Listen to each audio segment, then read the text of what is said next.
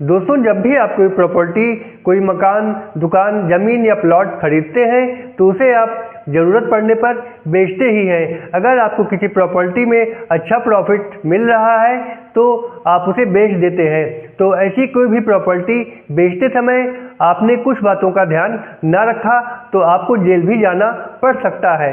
जी हाँ दोस्तों, ऐसे में कानून का उल्लंघन करने पर आपको जेल भी जाना पड़ सकता है। तो दोस्तों, हम उन सभी विशेष सावधानियों को बताएंगे जो कि आपको अपनी प्रॉपर्टी बेचते समय अवश्य ही ध्यान रखनी चाहिए। नमस्कार दोस्तों, मैं हूं आपका एडवोकेट विवेक पांडे और आप देख रहे हैं आपका अपना चैनल लीगल पोजर। दोस्तों, सबसे पहली सावधानी है कि प्रॉपर्टी बेचते समय आपने जो 2 गवाह लाए हैं उनमें से एक गवाह आपका होना चाहिए और एक गवाह अगली पार्टी का होना चाहिए।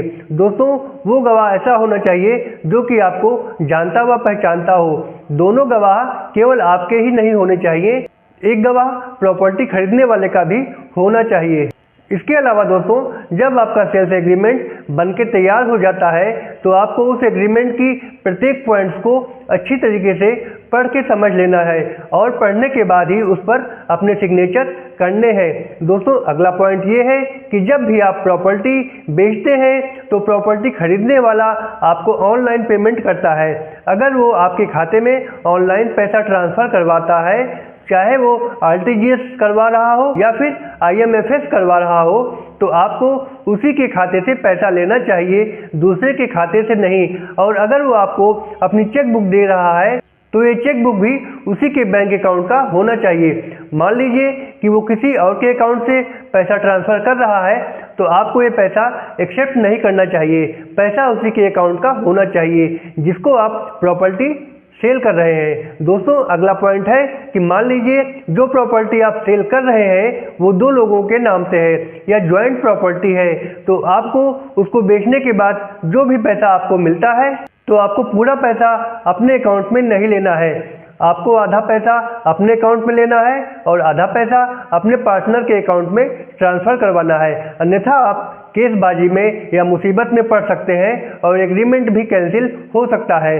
दोस्तों, अगला पॉइंट ये है कि प्रॉपर्टी बेचते वक्त जो भी एग्रीमेंट दस्तावेज तैयार होता है, अगर प्रॉपर्टी खरीदने वाला आपसे दस्तावेज मांगे कि हमें किसी को दिखाना है या किसी वकील से समझना है, तो ऐसी कंडीशन में आप उसे दस्तावेज कतई न दें जब तक कि आपको आपके पैसे न मिल जाएं, या आप उसके साथ में जाकर ये दस्तावेज उसके वकील को दिखा सकते हैं और हाथों हाथ वापस ले सकते हैं। अगर आप उस व्यक्ति को दस्तावेज की फोटोकॉपी भी देते हैं तो आपको उस फोटोकॉपी को क्रॉस करके ये स्पष्ट लिख देना चाहिए कि आप उसे ये कॉपी किस पर्पज से दे रहे हैं या किस उद्देश्य से दे रहे हैं। दोस्तों, अगला पॉइंट ये है कि जब भी आप अपनी प्रॉपर्टी 2 लोगों को सेल कर रहे हैं या 2 लोग ज्वाइंट में आपसे रजिस्ट्री करवा रहे हैं तो हो सकता है उसमें से एक पार्टी या एक पक्ष बाद में पीछे हट जाए, तो आपका ऐसा एग्रीमेंट खटाई में पड़ सकता है। तो इसके लिए आपको एग्रीमेंट करते समय 100 रुपये की स्टाम्प पर एक एफिडेविट बनवानी है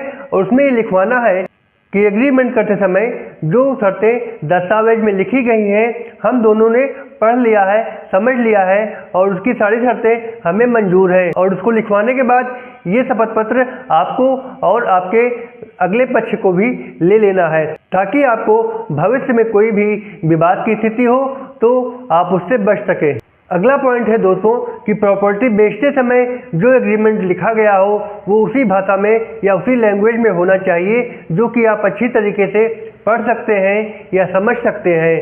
उस भाषा में ही होना चाहिए और उस भाषा में नहीं होना चाहिए जो कि आप पढ़ ना पाएँ या आप समझ ना पाएँ। इसके अलावा दोस्तों, जब भी आप किसी से प्रॉपर्टी सेल का एग्रीमेंट करते हैं और उसमें एग्रीमेंट के अनुसार कुछ पैसे एडवांस में लेते हैं और एग्रीमेंट के अनुसार बाकी के पैसे आपको एक तय की गई समय सीमा में देने की बात कही जाती है, और मान लीजिए बाकी के पैसे उसे आपको 6 महीने में या 1 साल में देने की बात कही गई हो और उससे पहले ही उसकी डेथ हो जाती है, तो फिर जब भी आप उसके उत्तराधिकारी से बचे हुए पैसों की मांग करेंगे तो उसका उत्तराधिकारी अक्सर यही कहता है कि हमें इस एग्रीमेंट की कोई जानकारी ही नहीं थी, या अगर आप उस प्रॉपर्टी को किसी दूसरे को भी सेल कर देते हैं तो उस मरे हुए व्यक्ति का उत्तराधिकारी आप पर केस भी कर सकता है, तो फिर आप मुश्किल में पड़ सकते हैं। इसलिए आपको चाहिए कि आप जिस भी व्यक्ति से एग्रीमेंट कर रहे हैं उसमें उनके उत्तराधिकारी का नाम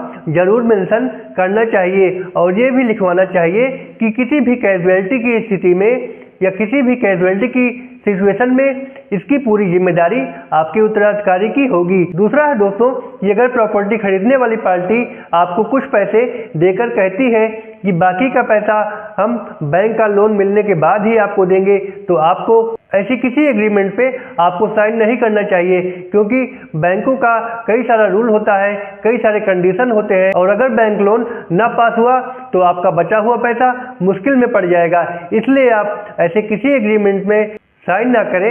साथ ही एग्रीमेंट में ये जरूर लिखवा दें कि अगर आपका बैंक लोन पास ना हुआ तो आपने जो पैसा दिया है ये मेरे द्वारा वापस नहीं किया जाएगा। दोस्तों, ये थे कुछ ऐसे पॉइंट्स जो कि आपको किसी भी प्रॉपर्टी को बेचते समय, एग्रीमेंट करते समय जरूर ध्यान रखना चाहिए। तो दोस्तों, ये था हमारा आज का विषय। वीडियो पसंद आई हो तो एक लाइक करके चैनल को सब्सक्राइब कर दें, ताकि ऐसे ही वीडियो हम आपके लिए आगे भी ला सकें। तब तक के लिए good bye and thanks for watching.